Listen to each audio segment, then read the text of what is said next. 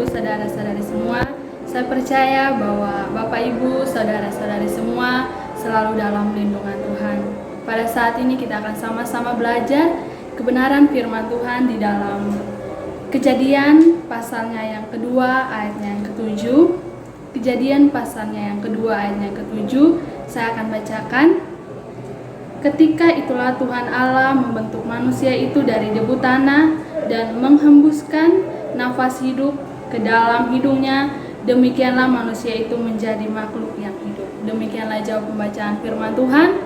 Bapak Ibu saudara-saudari sekalian yang dikasihi oleh Yesus Kristus, kita tahu tentang cerita ini, yaitu kisah tentang penciptaan Allah.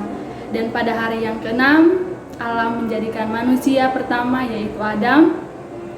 Dan Tuhan Allah menyediakan penolongnya, yaitu Hawa, yang diambil dari tulang rusuk Adam. Kita akan belajar sama-sama di bawah satu tema, hidup adalah anugerah. Bapak Ibu saudara-saudari sekalian, kita tahu bahwa kehidupan kita ini adalah anugerah yang Tuhan berikan kepada kita. Kita masih bisa tersenyum, kita masih bisa menangis, kita masih bisa tertawa dan melakukan segala sesuatu itu hanya karena anugerah Tuhan. Dan kita masih ada sampai saat ini, itu bukan karena kekuatan kita, tetapi semua karena Tuhan. Pada saat ini kita akan belajar bersama-sama dua sikap sebagai orang percaya dalam mensyukuri anugerah yang Tuhan berikan kepada kita.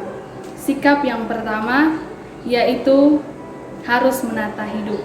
Bapak Ibu saudara-saudari sekalian, dalam rumah kita masing-masing, dalam rumah tangga kita masing-masing, pasti kita akan menata sedemikian rupa agar terlihat indah, terlihat rapi, dan terlihat bagus untuk dipandang mata.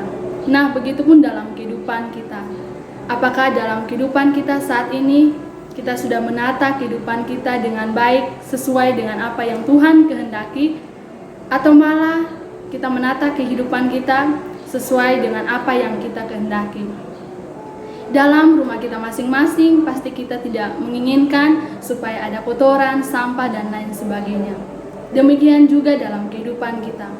Apakah dalam kehidupan kita menyimpan sampah-sampah atau dosa-dosa, atau malah sebaliknya? Mari kita koreksi kehidupan kita masing-masing. Apakah hari-hari ini saya dan Bapak Ibu, saudara-saudari sekalian sudah menata kehidupan kita seturut dengan apa yang Tuhan kehendaki, atau kita mengikuti keinginan daging kita sendiri?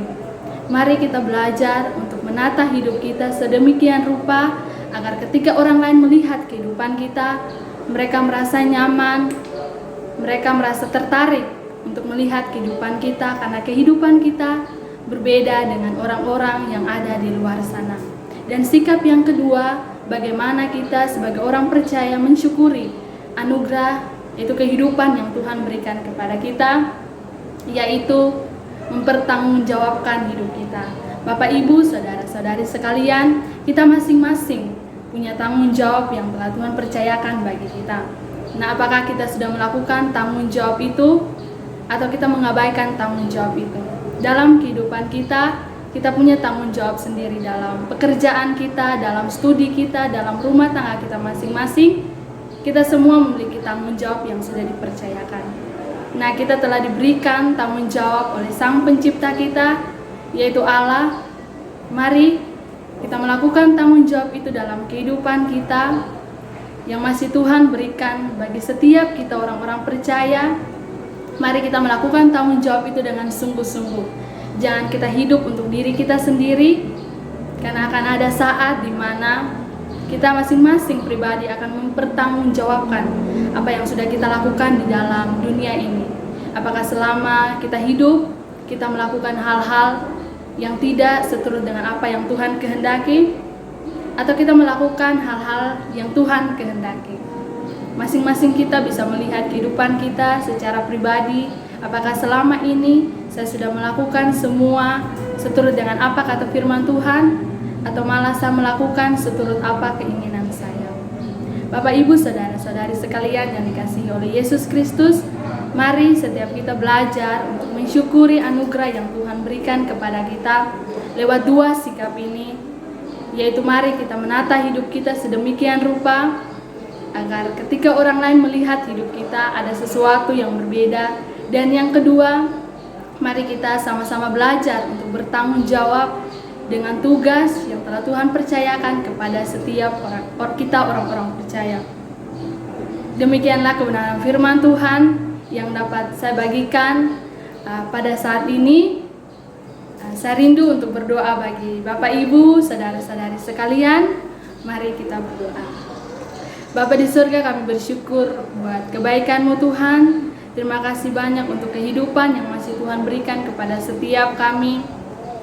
Kami tidak bisa membalas semua yang telah Tuhan lakukan dalam kehidupan kami, hanya dengan ucapan syukur yang bisa kami naikkan ke hadapan hadirat-Mu Tuhan. Mari Tuhan ajarkan setiap kami untuk selalu mensyukuri kehidupan yang telah Tuhan berikan bagi kami.